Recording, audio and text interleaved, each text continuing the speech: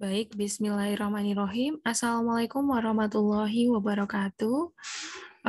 Ini adalah pertemuan yang kedua untuk perkuliahan komunikasi interpersonal. Topik perkuliahan kali ini adalah tentang building rapport in the interpersonal relationship. Kita akan mempelajari beberapa hal yang terkait dengan komunikasi interpersonal sekaligus juga hubungan interpersonal. Kita mulai dengan melihat overview apa saja yang akan kita pelajari hari ini. Yang pertama adalah kita akan melihat interpersonal relationship itu sendiri. Apa sih interpersonal relationship? Interpersonal relationship itu kalau diartikan dalam bahasa Indonesia hubungan interpersonal ya. Ya mungkin kita juga bisa breakdown kembali. Interpersonal ini terdiri dari dua kata, inter dan personal.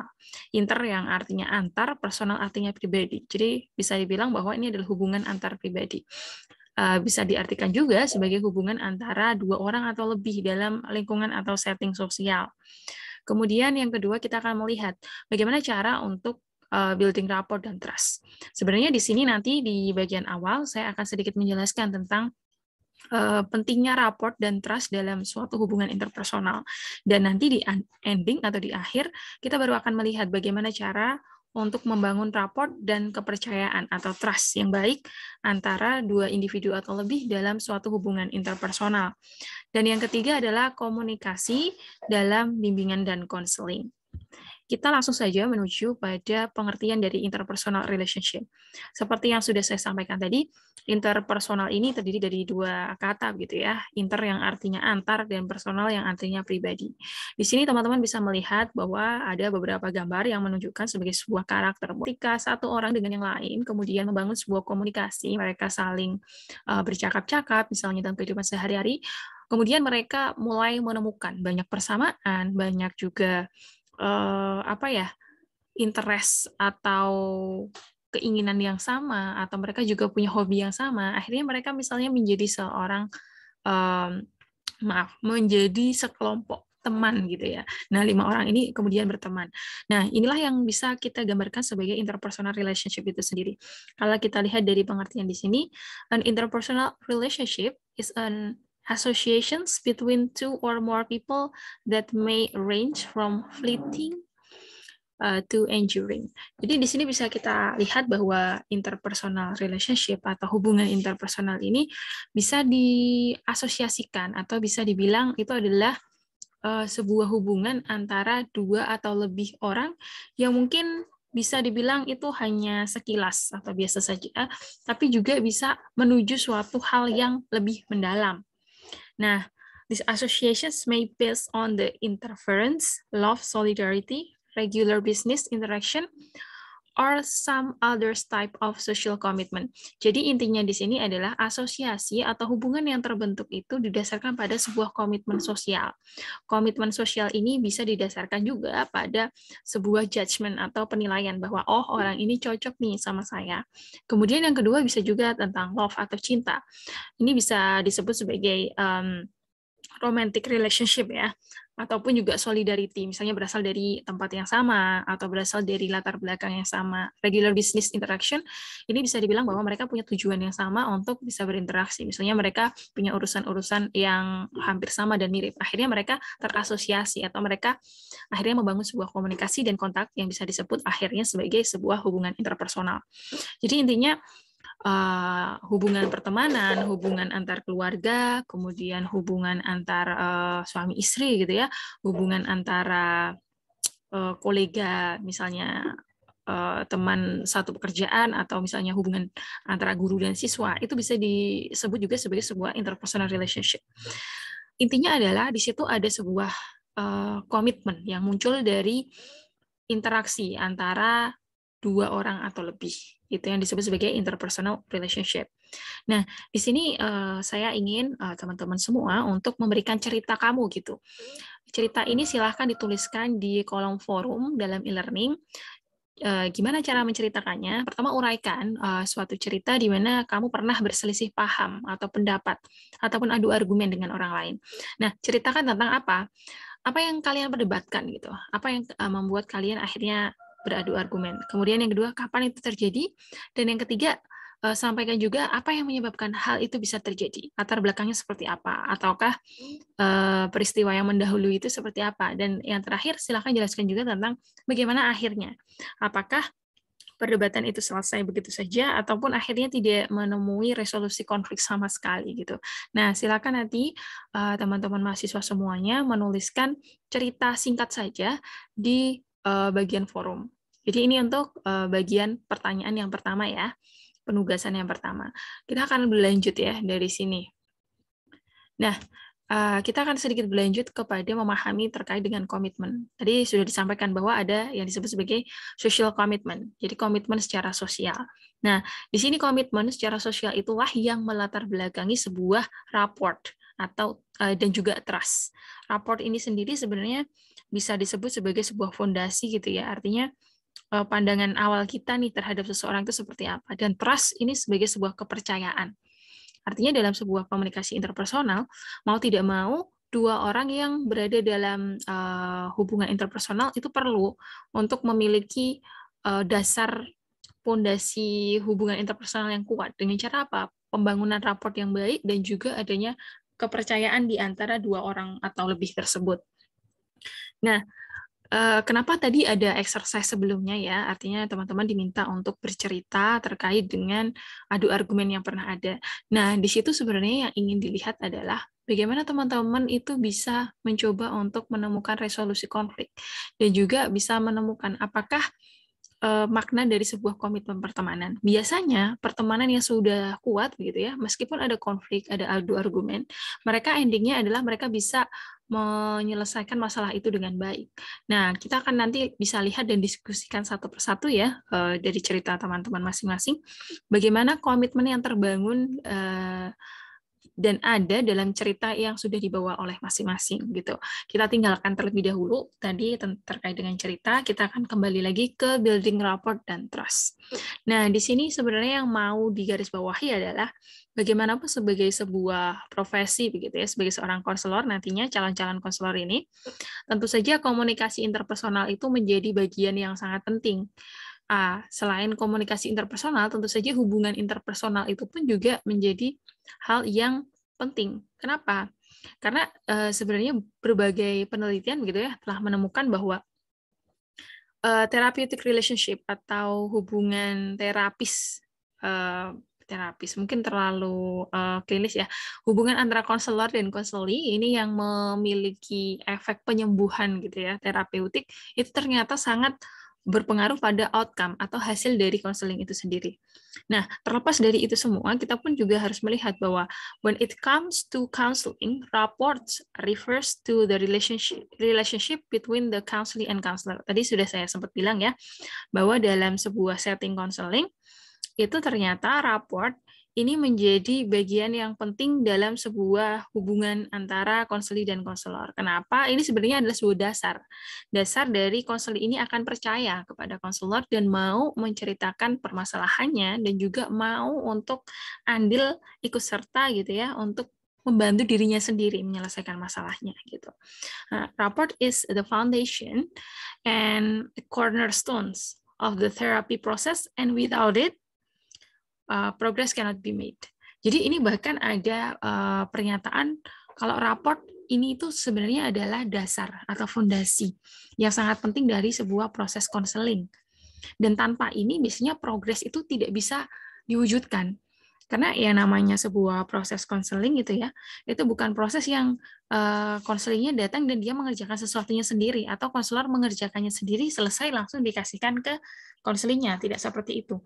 Tetapi itu lebih dari sekedar hanya bertatap muka biasa gitu ya. Karena di situ ada proses untuk saling percaya, untuk saling sharing trust gitu ya antara konseli dan konselornya. Makanya progres atau harapan-harapan tujuan dari konseling itu biasanya akan sulit tercapai ketika hubungan interpersonal antara konseli sama konselornya tidak baik. Misalnya kita berikan contoh saja, seorang konselor yang dia judgmental gitu ya, apa-apa yang disampaikan konselor itu salah. Konselingnya pasti nggak nyaman tuh untuk bercerita sama konselor. Akhirnya misalnya dia nggak lagi datang ke konseling dan akhirnya dia memilih konselor lain yang dia rasa jauh lebih nyaman ketika bercerita gitu. Selanjutnya yang ketiga adalah rapport includes the connection, the trust, the sharing, the safety, the communication, and the dynamic of a relationship. Jadi raport ini sebenarnya dia include banyak hal. Pertama, koneksi alias hubungan ya antara konselor sama konselor. Yang kedua, kepercayaan di antara konselor sama konselor. Saya yakin sebuah sesi konseling itu tidak akan berjalan dengan lancar ketika konselornya masih tidak percaya sama konselornya. Ini bisa menjaga rahasia nggak ya gitu ya. Tentu si konselor akan sulit ya untuk terbuka kepada konselor kalau dia masih punya batasan terkait dengan trust. Kemudian the sharing, artinya ada proses interaksi timbal balik gitu ya. Artinya si konselor pun kadang juga mungkin disclose atau menyampaikan sedikit pendapatnya tentang apa yang dialami oleh konseli. Konseli pun kemudian juga sharing juga. Kemudian the safety. The safety ini biasanya terkait juga dengan trust. Artinya apa? Hal yang paling penting untuk dibangun ketika melakukan sesi konseling itu adalah kenyamanan dan juga keamanan. Keamanan di sini diartikan bahwa apakah si konseling ini merasa nyaman dan aman untuk bercerita kepada si konselor. Apakah informasi yang dia berikan tidak akan disalahgunakan misalnya, tidak akan dibeberkan ke orang lain. Misalnya kan khawatirnya seperti itu. Dan selanjutnya adalah tentang komunikasi itu sendiri. Jadi bagian dari raport ini adalah juga membangun sebuah komunikasi yang baik dan juga dinamika dari hubungan antara konselor dan konseli itu sendiri. Artinya hubungan antara konselor dan konseli ini cukup dinamis dan juga dengan menggunakan komunikasi yang efektif di antara keduanya, saling memahami gitu ya. Oke, itu untuk bagian yang pertama. Sekarang kita akan melihat bagian yang kedua. Di sini disampaikan bahwa in order to have a positive and healthy report with different people, different characteristic will need to be present. Artinya apa, teman-teman? In order ya, ini untuk kita memiliki raport yang baik dan sehat dengan orang yang berbeda, kita ternyata perlu untuk menunjukkan karakteristik yang berbeda pula gitu ya. Kenapa? Karena setiap orang tentu memiliki sifat masing-masing dan setiap kita ketika bertemu dengan orang lain pasti respon kita berbeda. Ada orang yang misalnya ketemu dengan si A langsung klop banget, ketemu dengan si B dia klop sih tapi butuh waktu gitu ya untuk bisa langsung klop dan lain sebagainya. Cara kita berbicara dengan satu teman dan teman yang lain, kalau teman-teman misalnya sangat jeli, itu pasti berbeda. Oleh karena itu, itulah yang disebut sebagai different characteristic yang diperlukan untuk hadir ketika kita menemui orang yang berbeda. Artinya kita berusaha memperlakukan mereka sesuai dengan karakter mereka masing-masing dan juga disesuaikan dengan bagaimana kita bisa beradaptasi dengan karakternya mereka. Jadi nggak hanya kita yang menyesuaikan diri, tetapi kadang-kadang cara kita menyesuaikan diri ini ternyata dipengaruhi oleh cara mereka berinteraksi dengan kita. Begitu. Kemudian yang selanjutnya ya, rapport is developed by being genuinely engaged with the counselee, actively listening, remembering, and showing true empathy. Jadi rapport ini dikembangkan gitu ya dengan apa ya, menjaga hubungan itu segenuine mungkin, artinya asli gitu ya dengan si konseling. Sekaligus juga kita mendengarkan aktif apa yang disampaikan, juga mengingat apa yang dia sampaikan, dan juga menunjukkan bahwa kita paham apa yang dia rasakan. Showing true empathy ya, bisa menunjukkan empati yang sebenarnya. Artinya di sini dalam building rapport ini ada sebuah makna bahwa ketika konselor dan konseli itu berada dalam suatu psychological contact, artinya mereka ada dalam suatu sesi konseling, mereka perlu untuk menghadirkan sebuah ketulusan dari dua-duanya gitu ya. Artinya genuine ini pun makna terdalamnya mungkin kalau bisa saya bilang itu adalah sebuah ketulusan, keaslian gitu ya. Nah, itulah yang diperlukan dalam building rapport. Kemudian you have to honestly earn that trust and comfort in the relationship. Jadi ada keharusan gitu ya untuk mau jujur gitu ya tentang kepercayaan dan kenyamanan dalam suatu hubungan konseling gitu ya dalam konteks ini gitu. Dalam hubungan sehari-hari pun kita juga bisa melihat dengan mudah gitu ya orang-orang dengan karakteristik yang mudah bergaul, supel dan lain sebagainya, mungkin akan jauh lebih mudah untuk building trust dan rapport dengan orang lain. Berbeda dengan orang yang mungkin sedikit pendiam karena memang interaksi yang diberikan atau respon yang diberikan itu tidak cukup untuk membuat kita yakin bahwa kita mau bercerita banyak dengan dia gitu. Tapi itu bukan berarti kemudian kita tidak bisa berteman baik dengan orang yang pendiam, enggak. Karena saya yakin orang yang pendiam pun sebenarnya dia mungkin bisa bercerita banyak ketika dia bertemu dengan orang yang tepat. Nah, itulah yang perlu dicari, orang yang tepat itu siapa tuh, ya kan? Nah, kita akan masuk kepada dua pertanyaan selanjutnya setelah tadi satu pertanyaan tentang cerita. Sekarang teman-teman saya minta untuk menjawab pertanyaan ini. Mengapa mau berteman? Saya harap teman-teman bisa menyebutkan 4 pertimbangan khusus. Kenapa nih kamu mau berteman dengan seseorang? Kalau saya sendiri misalnya ya, ketika saya ingin berteman dengan orang lain, saya akan mempertimbangkan pertama misalnya saya ingin orang yang dia jujur gitu ya. Kemudian yang kedua, dia bisa dipercaya gitu ya. Kemudian yang ketiga, saya akan cenderung cari orang yang dia enak diajak ngobrol alias nyambung gitu. Dan yang keempat, mungkin saya akan berpikir bahwa kita punya kesamaan dalam hal misalnya hobi ataupun dalam hal misalnya interest yang lain gitu. Nah, itu 4 hal yang menurut saya penting untuk pertimbangan kalau saya misalnya mau nyari teman. Itu misalnya dari saya ya, itu contohnya. Silahkan tuh dijawab di forum e-learning. Selanjutnya, silahkan dijawab juga terkait dengan apa yang membuat kamu menghindari seseorang. Ayo coba diingat-ingat lagi, apa yang membuat kamu menghindari seseorang? Nah, sebutin 4 pertimbangan khusus kenapa kamu akan menghindari seseorang atau tidak mau berteman dengannya. Karena gini teman-teman, ketika kita bisa tahu bahwa oh, saya lebih cocok nih sama teman-teman yang model seperti ini. Saya kurang cocok dengan orang yang seperti ini. Nah, itu akan membantu teman-teman untuk tahu sebenarnya teman-teman itu punya karakter yang seperti apa. Bukan terkait dengan kita menilai karakter orang lain ya, tapi untuk menilai karakter diri sendiri. Nah, biasanya kalau saya pribadi ya, mungkin lawannya dari apa yang saya sampaikan sebelumnya.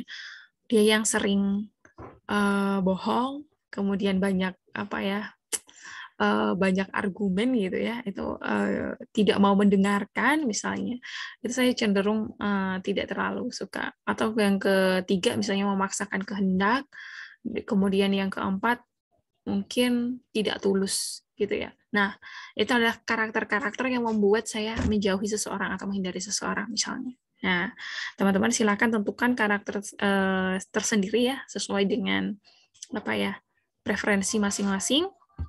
Kemudian selanjutnya kita akan membahas tentang communication in guidance and counseling. Di sini saya menyampaikan therapeutic relationship sebagai sebuah hubungan yang menyembuhkan gitu ya, terapeutik. Nah, di dalam konseling seperti sudah kita bahas sebelumnya terkait dengan building rapport, bahwa di sini a number of studies noted that communicating an understanding of counseling and the nature of the therapeutic relationship has implications for counselors engagement throughout the period of counseling and treatment. Ini intinya adalah bahwa banyak sekali penelitian menemukan bahwa komunikasi dan pemahaman dalam setting konseling ini ya, yang ada dalam therapeutic relationship itu sendiri, ternyata memiliki implikasi yang sangat bagus gitu ya untuk konselor dan konseli, terutama selama masa konseling. Kenapa? Ternyata itu bisa sangat berpengaruh pada outcome. Ini di bawahnya. Accordingly, the expressions used by the counselor in structuring and defining relationship, as well as how counseling and counselors or feelings are critical determining outcome. Jadi ternyata cara konselor dan konseli ini berinteraksi dalam suatu hubungan konseling itu membedakan hasil konseling itu sendiri. Kebanyakan memang yang memiliki hubungan terapeutik yang baik, outcome terapinya jauh lebih baik daripada yang tidak. Begitu. Nah, selanjutnya di sini bahwa counselor skill in communicating itu bisa kita lihat ada dua ya, ada verbal dan non-verbal. Verbal ya dari ucapan, non-verbal ya dari gestur. Nah, di sini sebenarnya yang mau ditekankan adalah bahwa komunikasi is a general part of the successful counseling practice. Jadi memang komunikasi ini bagian yang sangat penting dalam counseling. khususnya di bagian praktek. Kenapa? Mau tidak mau, konselor itu bisa mengungkapkan apa yang ada di pikiran mereka, bisa memberikan respon kepada konseling, tentu saja dengan komunikasi ya, secara verbal dan non-verbal. Kemudian, consequently, effectiveness of counseling relationship depends on counselor skills in communicating clearly, persuasively, and concisely their overall impressions or comprehension of clients' behaviors, issues, and problem. Jadi di sini disampaikan bahwa effectiveness gitu ya, keefektifan dari sebuah hubungan konseling itu sangat tergantung pada konselor skill. Jadi kemampuan konselornya dalam hal berkomunikasi secara jelas, persuasively. Persuasively artinya bisa membangun ya, menggugah gitu ya.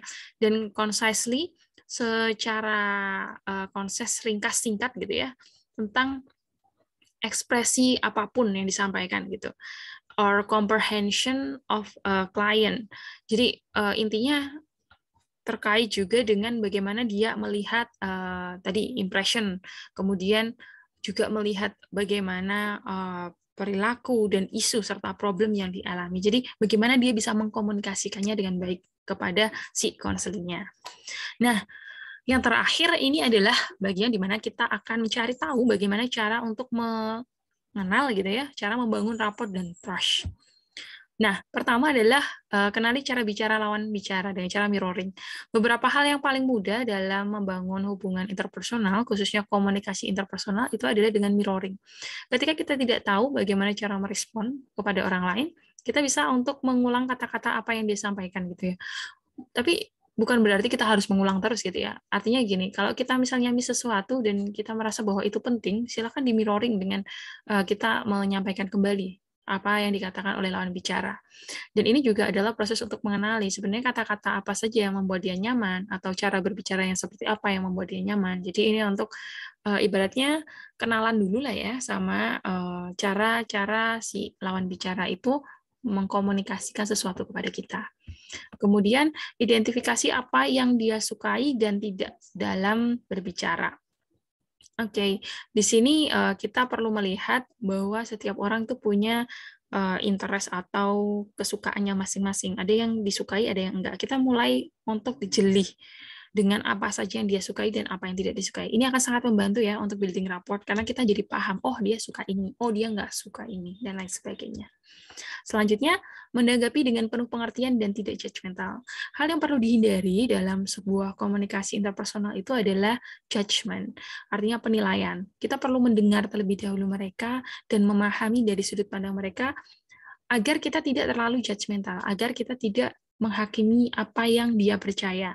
Misalnya kita memiliki pandangan yang berbeda, kita sampaikan bahwa ini adalah pendapat saya, tidak untuk menghakimi pendapat dia gitu. Nah, itu biasanya nanti akan jauh lebih mudah untuk masuk ke orang-orang gitu ya, karena mereka juga merasa dihargai. Selanjutnya, belajar mengempati dan mengkomunikasikannya. Kadang empati itu muncul sebagai sebuah perasaan, tetapi empati itu tidak bisa diidentifikasikan bahwa itu empati ketika tidak diwujudkan. Bisa diwujudkan dalam hal atau dalam bentuk komunikasi nonverbal, misalnya anggukan, atau misalnya ekspresi wajah yang mendukung, tapi juga bisa diungkapkan dalam bentuk kata-kata. Kata-kata yang tentu saja tidak hanya sekedar konten isinya saja, tetapi juga mengandung makna bahwa kita memahami perasaannya, gitu ya. Nanti ini akan dipelajari lebih lanjut di belakang. Yang selanjutnya adalah, atau yang terakhir ya, tidak memotong pembicaraan dan mendengarkan aktif, serta menyesuaikan tone suara. Kadang-kadang kita mikir bahwa yang cara ngomong saya seperti ini memang. Nah, ini bagian tone suara ya, saya akan mulai dari bawah terkait dengan tone suara. Teman-teman juga perlu menyesuaikan. Kadang ada orang yang nyaman dengan berbicara keras gitu ya, tapi ada yang enggak. Nah, paling tidak kita menyesuaikan dengan tone suara kita sendiri. Tapi kalau memang tone suaranya enggak keras gimana, Bu? Ya, sebenarnya tidak ada masalah ya. Hanya saja kita coba mengimbanginya dengan ekspresi, misalnya ketika tone suara tidak mungkin untuk naik gitu ya. Nah, artinya kita tetap berusaha untuk menyesuaikan dengan lawan bicara. Kemudian mendengarkan aktif dan tidak memotong pembicaraan ini menjadi hal yang sangat krusial atau penting. Kenapa? Karena seseorang yang ada dalam komunikasi interpersonal biasanya harapannya adalah ingin didengar. Nah, apalagi sebagai seorang konselor ya, pasti harapannya konselor itu ingin didengar sama konselor. Oleh karena itu, hati-hati untuk tidak memotong pembicaraan.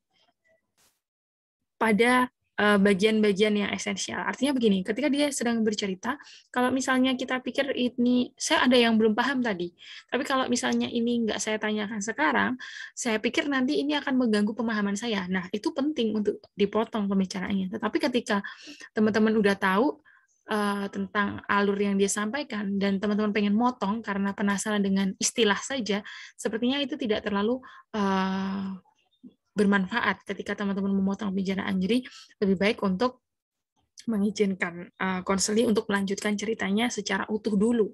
Baru nanti setelah di akhir kita ulangi lagi, oh boleh tahu nggak ini maksudnya apa, dan sebagainya. Gitu. Kita akan pelajari lagi nanti mendengarkan aktif dan berbagai kemampuan atau skill dalam komunikasi interpersonal. Tapi sampai di sini dulu saja ya. Jangan lupa penugasan diupload di forum. Semoga bermanfaat dari apa yang saya sampaikan. Saya akhiri. Wassalamualaikum warahmatullahi wabarakatuh.